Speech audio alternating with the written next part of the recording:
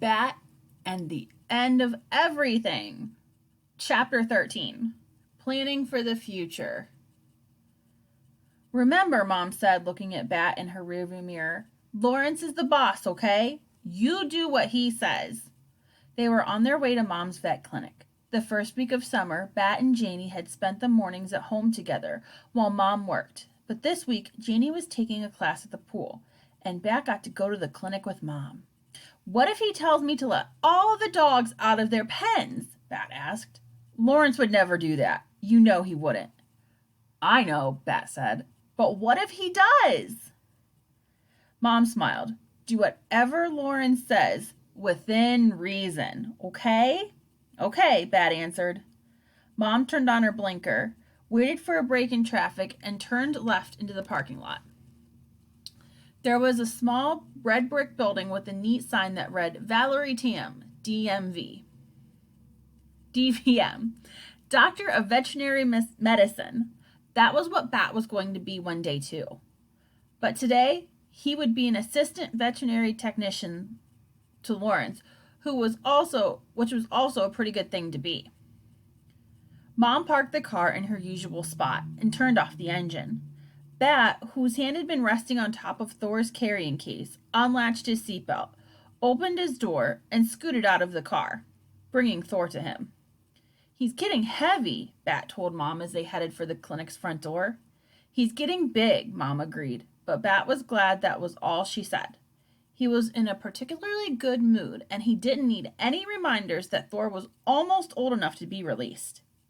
The low brick building had a heavy glass door, which Mom opened.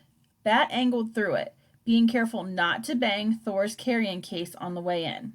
It was difficult for Bat to put into words the feelings he had about the veterinary clinic.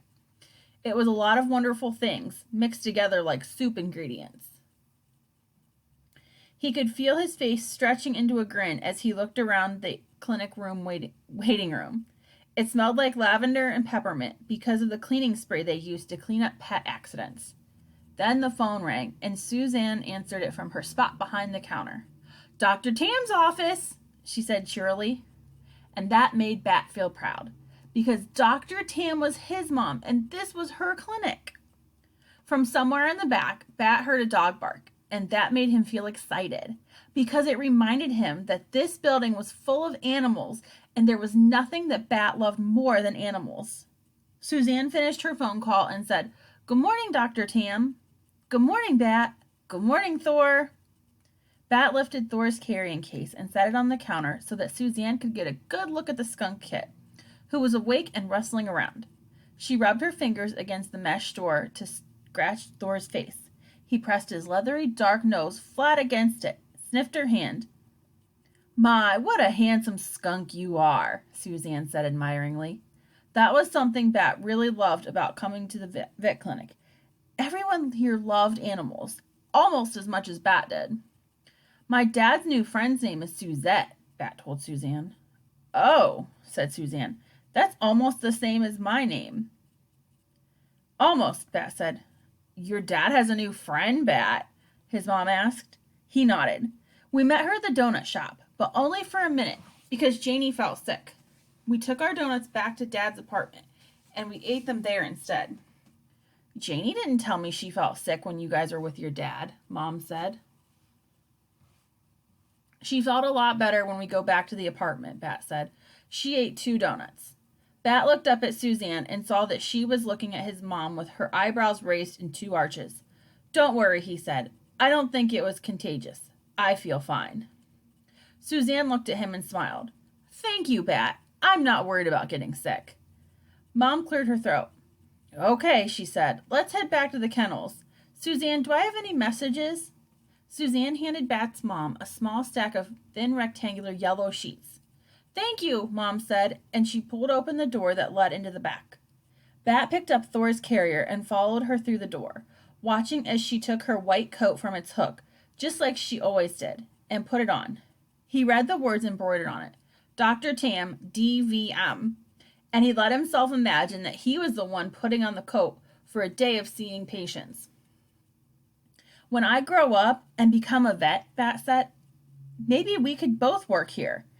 and we could put on a second hook on the wall, and we could hang our coats next to each other's, and it wouldn't matter which coat who wore, because we would both be Dr. Tam, DVM. Mom's fingers were buttoning her coat, but they stopped when Bat spoke. She reached over and put a hand gently on top of his. A warm, soft weight that Bat liked. There is nothing that would make me happier, she said. Bat had his mom's warm hands on his head, and Thor's carrier in his hand, and a whole day of helping at the vet clinic in front of him. He took a deep breath of lavender peppermint, and he felt wonderful. Chapter 14. An assistant's assistant. In the back room, in front of the row of kennels, Lawrence stood looking over a list of a clipboard. He had a pencil in his hand. "Hi, Lawrence," Bat said. "We're here." Lawrence looked up and smiled. "Bat boy, I've been looking forward to seeing you and Thor. I haven't gotten to babysit him since summer started." "It's been nice staying home," Bat said. "I've had lots of time to work with Thor, and I'm trying to clicker train him." "Are you?" Lawrence said. "How's it going?" "Pretty good. I can get him to wait for a treat for 10 seconds or so." Lawrence said. "Are you sure it's a good idea to spend time training him? After all, pretty soon he's going to be out on his own." Bat changed the subject. "What are we going to do today?" Lawrence looked at his list. "Let's see. Mrs. Hara will be dropping off Pumpkin this morning for a bath and nail trim. Want to help me with that?" "Yes," Bat said. "It will take at least 2 people to give Pumpkin a bath. He's enormous." "He's too big for the wash basin," Miss Lawrence agreed. "We'll have to use the big tub." "I think he's pure mastiff," Bat said happily. He took Thor's carrier over to the far kennel, where Lawrence had already laid out fresh towels for him. He set the carrier on the ground and unzipped its door. Thor peeked out his head, snuffed around a bit, and then waddled slowly out of the carrier, straight toward Bat. Bat picked him up, one hand under each of Thor's armpits, and brought the skunk up to his face. "Hello, little buddy," he whispered, and then he kissed the very beginning of Thor's white stripe, just above his leathery dark nose. Thor nudged Bat's face with his nose and tucked his head into the crook of Bat's neck, so Bat hugged him close and rocked a little, the way that Thor liked. "Wow," said Lawrence.